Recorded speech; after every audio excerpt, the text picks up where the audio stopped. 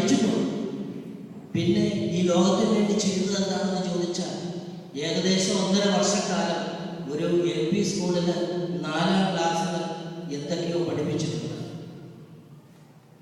ഏതൊക്കെ വിഷയമാണ് അൽഫോൻസാമ്മ കൈകാര്യം ചെയ്തിരുന്നതെന്ന് ചരിത്രത്തിൽ നിന്ന് മനസ്സിലാക്കാനായിട്ട് ബുദ്ധിമുട്ടുണ്ട്.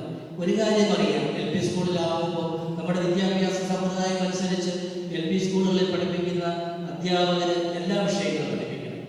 അതുകൊണ്ട് അൽഫോൻസാമ്മ എല്ലാ വിഷയങ്ങളും പഠിപ്പിച്ചിട്ടുണ്ടാവണം എന്ന് ഞാൻ കരുതുകയാണ്. ആകെ 1.5 വർഷത്തിലും പല ദിവസവും അൽഫോൻസാമ്മ സ്കൂളിൽ പോയിരുന്നില്ല. കാരണം അസുഖമായിരുന്നു, സിക്ക് ലീവാണ് കൂടുതൽ രജിസ്റ്ററിൽ മാർക്ക് ചെയ്തിരുന്നത്. ഇത്രയുമേ ഈ വനിത ഈ ലോകത്തിന് വേണ്ടി ചെയ്തു. ലോകത്തിന്റെ മുമ്പിൽ ഒന്നുമല്ലാത്തതാണ് 118 കോടി ജനങ്ങളുള്ള ഇന്ത്യയിൽ ഇത്രയും സാധാരണക്കാരായ ഒരു സ്ത്രീ ആഗോള സഭയിൽ അൾത്താരയിലെ വണക്കത്തിലേക്ക് ഉയർത്തപ്പെടണമെങ്കിൽ സഭയെ ദർശിച്ചിട്ടുണ്ട്. സഭ എന്തോ അവളിൽ കണ്ടു. സഭയുടെ മക്കൾക്ക് എന്തോ അനുഗ്രഹങ്ങൾ അവളിൽ നിന്ന് ലഭിക്കുന്നുണ്ട്. എന്താണ് സഭ അവളിൽ ദർശിച്ചത്? അവളുടെ ജീവിതത്തെ മുഴുവനായിട്ട് കർത്താവിന് ചെറുപ്രായത്തിൽ തന്നെ അർപ്പിച്ച് ജീവിക്കാനായിട്ട് സാധിച്ചു. അതിന്റെ പ്രകടനങ്ങൾ അവരുടെ ജീവിതത്തിൽ കാണുന്നുണ്ട്. അതുകൊണ്ടാണ് കൊച്ചുത്രേസ്യയെ പോലെ ഭാരതത്തിലെ ചെറുപുഷ്പമായിട്ട് ഇന്ന് അൽഫോൻസാമ്മ അറിയപ്പെടുന്നത്. ഭാരതത്തിലെ ലിസ്യുവായിട്ട് ഭരണങ്ങാനം മാറിയത് അതുകൊണ്ടാണ്. ഈ അൽഫോൻസാമ്മയെ പോലെ നമുക്കുമായി തീരാൻ സാധിക്കുമെന്ന് ചോദിച്ചാൽ തീർച്ചയായിട്ടും സാധിക്കും.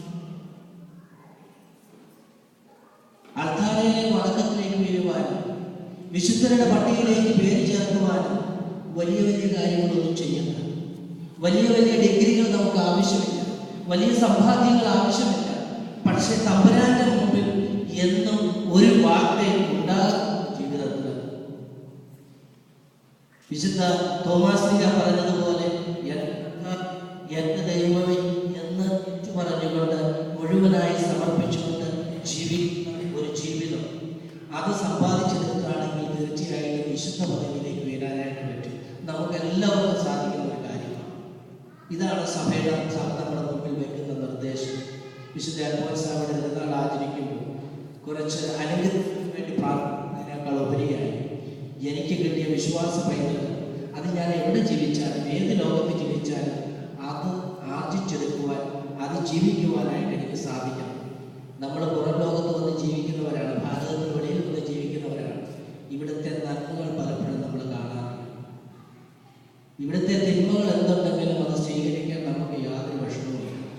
3:45 പ്രദക്ഷിണം ആരംഭിക്കണമെന്നും 4 മണിക്ക് വിശുദ്ധ കുർബാന ആരംഭിക്കണമെന്നും നമ്മൾ തീരുമാനിച്ചാൽ നമ്മളുടെ തീരുമാനം വലുതാണ്.